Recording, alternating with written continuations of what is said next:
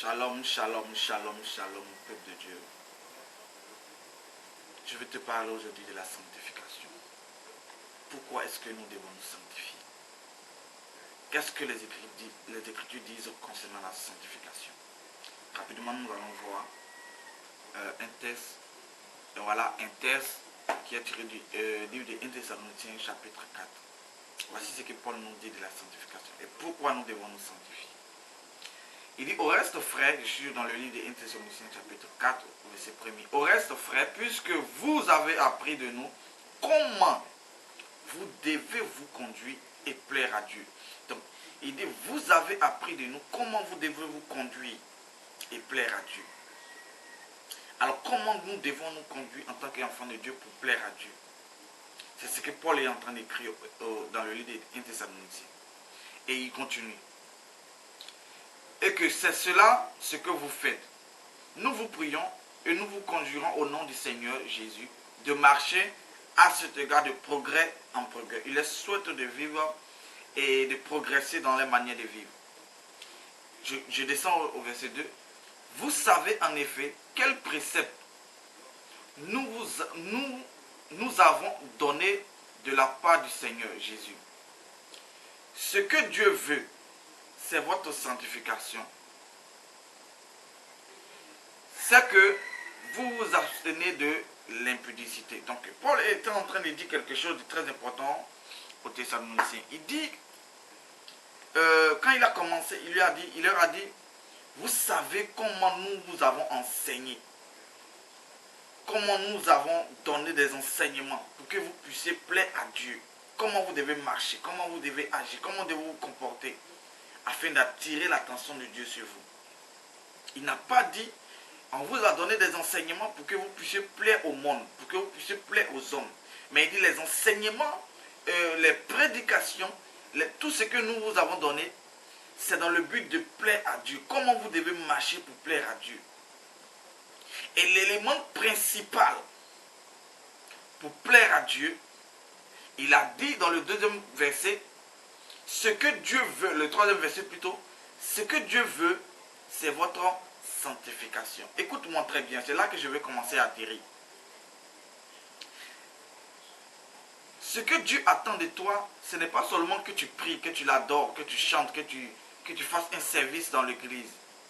Ce n'est pas ça que Dieu attend de toi. Mais ce que Dieu veut de toi, c'est la sanctification. La Bible est claire. Sans la sanctification, nul ne verra Dieu. Tu peux chanter, tu peux prêcher, tu peux quand même faire quoi? Tu peux présider les cultes. Mais si tu ne vis pas dans la sanctification, tu ne plais pas à Dieu. Est-ce que tu comprends ce que je dis? Donc, ici, on ne se sanctifie pas parce que Dieu nous a promis des choses.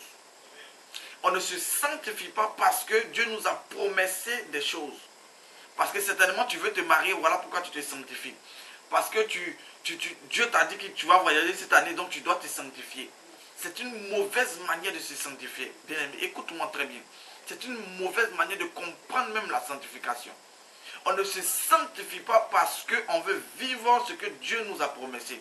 On ne se sanctifie pas parce que Dieu veut nous élever ou Dieu a dit qu'il va nous élever. On ne se sanctifie pas parce qu'on veut se marier. On ne se sanctifie pas parce qu'on doit prêcher. On ne se sanctifie pas parce qu'on veut, comment je vais dire, expérimenter une certaine gloire de Dieu. Non. Ce n'est pas le but de la sanctification. Et c'est ce que Paul est en train de nous dire. Le but de la sanctification, c'est de plaire à Dieu. Écoute-moi. Si Dieu te donne ce qu'il t'a prometté, tu n'auras plus envie de te sanctifier. Et c'est comme ça. Aujourd'hui, dans nos communautés, on assiste à un désordre organisé. Des gens qui se sont sanctifiés des années, lorsqu'ils se sont mariés, ils ont oublié qu'ils doivent se sanctifier. Des gens qui se sont sanctifiés, quand Dieu leur a donné ce qu'il leur a promis, ils ont commencé à vivre autrement. C'est une mauvaise manière de vivre la sanctification. Je suis venu t'interpeller ce matin. On ne se sanctifie pas pour vivre ou expérimenter une promesse de Dieu. Mais on se sanctifie parce qu'on aime Dieu. La question que je vais te poser ce matin, est-ce que tu aimes Dieu? Est-ce que tu es sincère dans ce que tu fais? Parce que si tu aimes Dieu, Même quand il te donnera ce qu'il t'a promis, tu continueras toujours à te sanctifier. Tu continueras toujours à fuir l'impudicité. Tu continueras toujours à fuir le mensonge, les aberrations. Tu continueras toujours à les fuir parce que tu aimes Dieu. Est-ce que je parle à quelqu'un? Sanctifie-toi parce que tu aimes Dieu, non pas parce que tu as envie de te marier, non pas parce que tu dois voyager, non pas parce que tu veux obtenir une certaine bénédiction. Non, c'est une mauvaise manière de comprendre la sanctification. Je ne vais pas être trop long. Je vais prier pour toi ce matin, afin que Dieu t'ouvre l'esprit, afin que tu puisses comprendre la sanctification et vivre la sanctification. Shalom, c'était votre frère le prophète Guy Roger Gadou que Dieu a utilisé ce matin pour t'apporter ce message. Si tu peux t'abonner, abonne-toi. Si tu peux commenter, commente. Si tu as des questions, tu peux les poser. Je vais t'apporter, selon la grâce de Dieu et par les Écritures, une réponse concrète selon les Écritures. Shalom.